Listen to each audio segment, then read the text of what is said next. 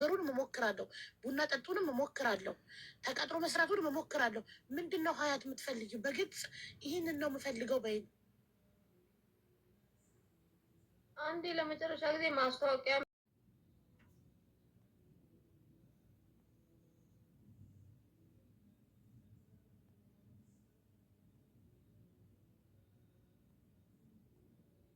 ያሰሩኝ እዚህ ላይ የሚሰሙ ሰዎች አሉ። ስንት ደጋጎች አሉ። ደግሞ አንዴ የመጨረሻ ትሰራልኝና ከዚህ በኋላ በቃ ሰራለሁ ነው። እኔ በቃ ሰራለሁ ነው ሰርቼ። ስለዚህ አንቺ የሹፍርና ሱስ ነው ያዘሽ። መኪና ካልሆነ መስራት አትፈልግም።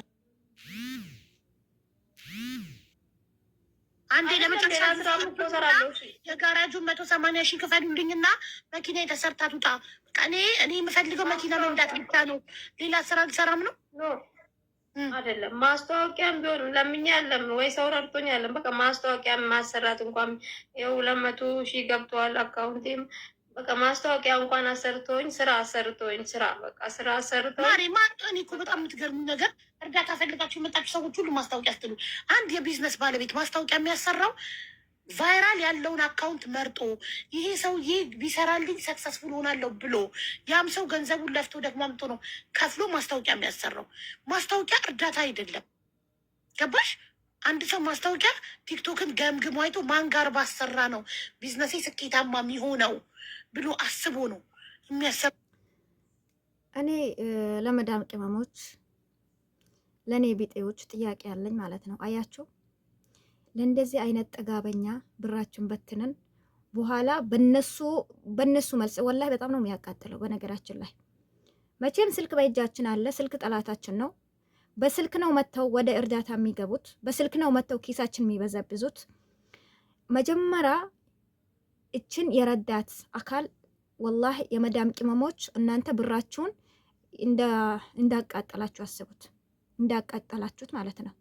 ለምንድን ነው ለእንደዚህ አይነት ሰው የምትረዱት?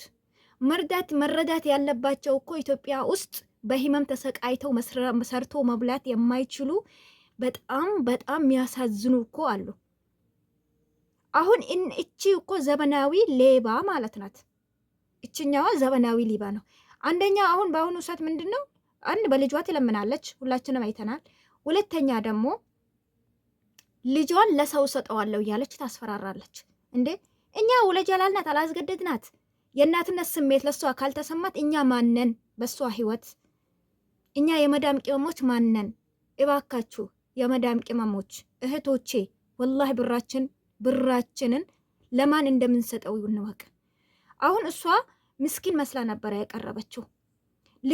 ልጄን ጥዬ ልሰደድ ነው ስትል የኢትዮጵያ ህዝብኛ የመዳም ቅመሞች እንደዚህ ቦጭ ያለው ልባችን ተረባረበችው። እኔ እንኳን አልሰጠወኝም፣ የለውበትም። እኔ እንደዚህ ሰርቶ ለምበላ እኔ አልሰጥም። ለምን ከኔ እሷ ትሻላለች ማለት ነው። እኔ ልጆቼን ጥዬ በልጆቼ ናፍቆት እያለቀስኩኝ ኑሮን ለማሸነፍ ግርትም ብዬ ተሰባብሬ መዳም ቤት እየሰራው ነው። ልጆቼን እየናፈቁኝ አሁን የእሷ ልጅ 8 ዓመቱ ነው። እኔ ልጆቼን በአመትና በ2 ዓመት ነው የተለየዋቸው። ስለዚህ ይሄ ማለት አስቡት። አሁን አገር ስገባ ከብዙ ዓመት በኋላ አገር ስገባ ያቁኛል ወይ አያቁኝም ወይ? የእናትነት ስሜት ይኖራቸዋል ወይ? አላህ አለም። ብዙዎቻችን እየተካድነ ነው በልጆቻችን። የአረብ ሀገር ሄዳ መስራት አትፈልግም። ለምን? እናቴ ገጠር ናት፣ ልጄ ደግሞ ገጠር ሊሄድ አይፈልግም አለ። የኛ ልጆች እኮ በኢበት ነው ሲንከባለሉ የሚውሉት። ግን እነሱ ልጆቻችን በኢበት እየተንከባለሉ ይሄ ያው አልሐምዱሊላህ። ለእንደዚህ አይነት ጥጋበኛ ግን ብራችን አውጥተን እንበትናለን። እኛ የመዳም ቅመሞች ጥፋተኛ ነን። መስጠት ላለብን አካል እንወቅ። እባካችሁ ተጠንቀቁ። ለእንደዚህ አይነት ወላሂ ላዚም ይሁን ሌባ ናት ሰርታ መብላት። አሁን ሺሻ ቤት እንዳላት ነው የሚነገረው። እንደገና ደግሞ ቪዲዮዋን ገብታችሁ ይዩት።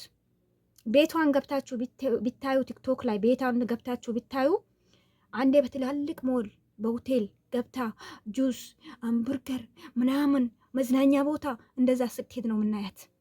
ይሄንን ትቦስታለች ማለት ነው።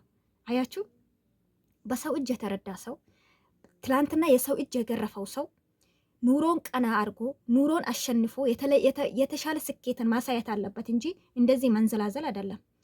እኛስ ትላንትና አለም ብለን የረዳን አካል እዛው መዳም ቤት ነው ያለ ነው። አያችሁ፣ ብራችንን መርዳት ላለብን ሰው አናቅም። በብዙዎቹ ዘንድ የመዳም በጎች የመዳም ገረድ እንባላለን፣ በጎች እንባላለን። ምን የሌለን ምን ስም አለ? የሌለን ስም አለ እንዴ? አያችሁ፣ ለእንደዚህ አይነት ይሄ እንደዚህ አይነት ሌባም እየረዳን ራሳችን አይምሯችን ላይ ራሳችን ላይ አድርገነው ነው በእንደዚህ አይነት ሌባ። አሁን እቺ እየተሳደበች ነው፣ ልጇ እየሰደበ ነው። በተለይ ልጇን ስንጥል አድርጋ በሌብነት ስንጥል አድርጋው በልመንነት ስንጥል አድርጋው ልጇ እየተሳደበ ነው። የሆነች እህታችን ቪዲዮ ብሰራባት ውጣ ተሳደብ ብላ አሰንጥላው ምን መልስ ማለት እንዳለበት አሰንጥላው ለሚዲያ ሁላችንም ያየነው ነው። የመዳም ቅመሞች እንደዚህ አይነት ጤነኛ ሰው ቸገረኝ ብሎ ሲል ወላሂ አትርዱት። እንደኛ ተሰዱ ይስራ። እኛ ልጆቻችን አንወድም፣ ቤተሰብ አይናፍቀንም። ግድ እኮ ነው፣ እያለቅስን ነው። ብዙዎቻችን እኮ በ24 ሰዓቱ እኮ ግማሹን ሰዓት እያለቅስን ነው የምንሰራው። ያለንበት እኮ ተሪበን ነው፣ በሪሞት ነው የምንንቀሳቀሰው። መዳሜ ተኝት ስትለኝ ተኛለሁ፣ ተነሽ ስትለኝ እነሳለሁ። ዝም ብላችሁ እየተነሳችሁ ሁላችሁ ማስታወቂያ የሚያሰራኝ ሰው ባገኝ እሺ፣ ማስታወቂያ ልታሰሩት የምችሉ የቢዝነስ ባለቤቶች አላችሁ። 180 ሺህ ያስፈልጋታል መኪናዋን ከጋራጅ ለማውጣት። አሁንም ታጥቦ ጭቃ ነው የሚሆነው። ነገም እንደገና ደግሞ ጋራጅ ትገባና መኪናዋ ሌላ 180 ሺህ ደግሞ ትጠየቂያለሽ። ቢያንስ ሸጣታለሁ ከተስተካከለችልኝ ሽጬ በቃ ያልሽውን ስራ ሰራለሁ። ያልሽውን ለምን መዳም ቤት አትመጭም? አንቺ ከሌላ የመዳም ቅመም በምን ታንሻለሽ? ለምን አትመጭም? ሰርተሽ በራስሽ ለምን አትቆሚም? በእርዳታ ሞከርንልሽ አይደል? ከአንዴም ስንቴ አልተሳካም። ስለዚህ እድሜ ልክ ልጅሽንም የመለመኛ ቪዲዮ ከምታሰሪውና ከምታስለምኝው፣ አንዴ በአረብኛ አንዴ በአማርኛ ከምታስለምኝው ቁረጪ፣ ጥርስሽን ነክሰሽ እንዳልሽው ትሸጥ በጋራጁ። ከዛ በዛ ብር ኤጀንሲ ከፍለሽ አረብ ሀገር መጥሽ በራስሽ ለምን አትቆሚም? አሁንም እንደገና ተፈልጎ ተከፍሎ ከዛስ መኪናው ወጥቶ በሳምንቱ ቢጋጭ እንደገና ልመና ሊመጣ ነው ሚዲያ ላይ። እስቲ ሀያት ንገሪኝ አንቺ ራስሽ።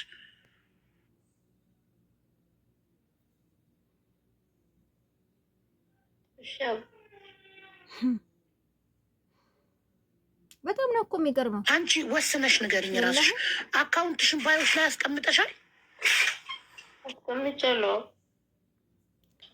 ስለዚህ ስራ አይደለም እርዳታ ነው የምትፈልጊው። አካውንቱን ባዮ ላይ ያስቀመጠ ሰው እኮ እርዳታ ጠያቂ ነው እንጂ ስራ ፈላጊ አይደለም። እርዳታ የሰው እጅ የሚጣፍጣቸው ሰርተው መብላት እየቻሉ መኪና ብዛ የሚያሰራልኝ ወይ እቃ መለዋወጫ የሚያግዘኝ እሺ፣ ብሩ እሷ መኪና ላይ ነው የሚያስፈልጋት እዛ ውስጥ ገራጁ የሚያስፈልገው ብሩም እኮ ይቅር አሰራልሻለሁ የሚል ሰው እንኳን ቢኖር አንዴ ብቻ እኮ ነው። ከዛ በኋላ እኮ አሁንም ደግሞ ቃል ገብተሽ ትመለሻለሽ ነው የምትይኝ። አልመለስም ከዚህ በኋላ። አንዴ ብቻ ብትሰራልኝ ቀጥለት ብዬ ነው የምሰራው። ሀያት ወላሂ ላዚም የዛኔ አንዴ ብቻ ባጃጅ ግዙልኝ እንጂ ደግሜ ሚዲያ ላይ ወጥቼ የልጄንም ፊት አላስገርፍም እኔም ፊቴን አይገረፍም ብለሽን አንዴ ብቻ ባጃጅ ብቻ ግዙልኝ፣ ልጄ ይታከምልኝ፣ ባጃጅ ግዙልኝ አለሽ። ዶክተር አብይ አላህ ይስጠው ልጅሽን በነፃ አከመ። አመሳከፊ አመሰገን ነው። ለሱም የምስጋና ቪዲዮ ሰራው። ከዛ በኋላ ለባጃጅ 450 ሺህ ሰብስበን ሰጠንሽ። ይኸው ወራት ገና 6 ወር እራሱ አልደፈንም። 6 ወር ሳይሞላ ተመልሰሽ መጣሽ። ማሪ እንዴት እንመንሽ? ነገም ተመልሰሽ ትመጫለሽ። ስለዚህ መሆን ያለበት ለፍተሽ በጉልበትሽ ነው መቆም ያለብሽ። ጤነኛ ነሽ፣ ወጣት ነሽ፣ ልጅሽ ጤነኛ ነው። ለእናትሽ ስጫት፣ አዲስ አበባ ምጫትና ተከራይተሽ አስቀምጫት። መዳም ቤት እየሰራሽ በደሞዝሽ መኖር ልመጂ። 2 ዓመት ብትሰሪ ህይወትሽን ትቀይሪያለሽ። 2 ዓመት ኮንትራት ቤት መዳም ቤት ብትሽ ብትሰሪ በትክክል ወላሂ እነዚህ የመዳም ቅመሞች እኮ ነው ያዋጡልሽ እኮ። የዛኔም ከነ ልጅ ይውሰዱኝ። እንዴት ከነ ልጅ ይውሰዱኝ? አረብ ሀገር ይባላል። ከነ ልጅ ይውሰዱኝ ማለት እኮ ፍሪ ቪዛ ገዝታችሁ አምጥታችሁ ቤት ተከራይታችሁ አረብ ሀገር ላይ ቢዝነስ ክፈቱልኝ እንደማለት ነው። የትኛው መዳም ናት ከጎረምሳ ልጅሽ ጋር ብትቀጥርሽ 8 ዓመት ሊሆነው ነው እኮ ልጅሽ? የትኛው መዳም የጥጋበኛ መልስ እኮ ነው የሚሰጠው።